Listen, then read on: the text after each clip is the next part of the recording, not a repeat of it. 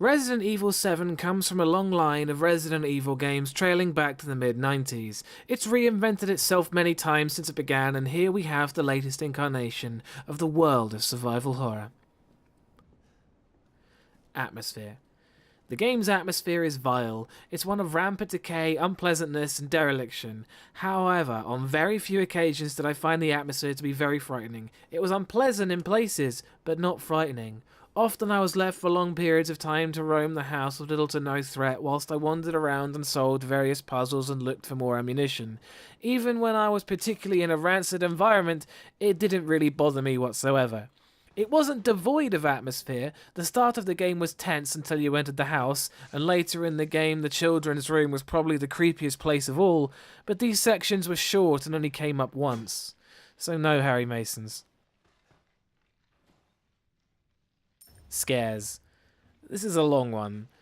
The game uses its scares well, but ultimately there weren't that many of them. There were a few well-timed jump scares that got me, but the rest of the game was lacking in anything scary.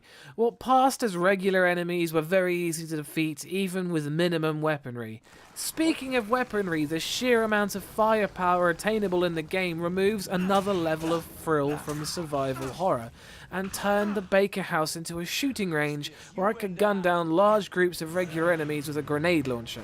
You get multiple pistols, a knife, a shotgun, a flamethrower, a machine gun, and the aforementioned grenade launcher.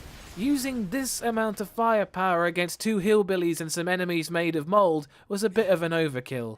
There's no fear that can be instilled in a fight against a dude with an axe when you're wielding enough explosive force to knock down a wall. It wasn't even a case of lacking ammunition, as there's a crafting element to the game that ensures that if you can't find ammo, you can make it. The main enemies in the game had regenerating abilities that were only utilised once, and disappointingly they were quite easily defeated.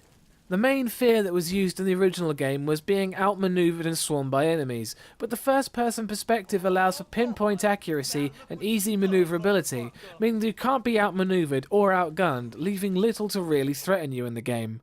So that's still no Harry Masons. Hey, you! Sound design.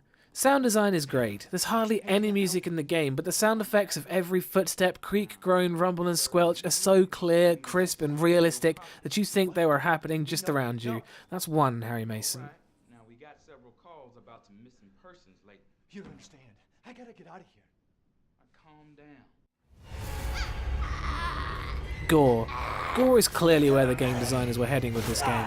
This is gory as hell. It seems to draw on shock value from its use of gore, from the rotting corpses of dead babies, slick, greasy mutations that ooze from the walls, to the chainsaw amputation of your player's arm near the start of the game.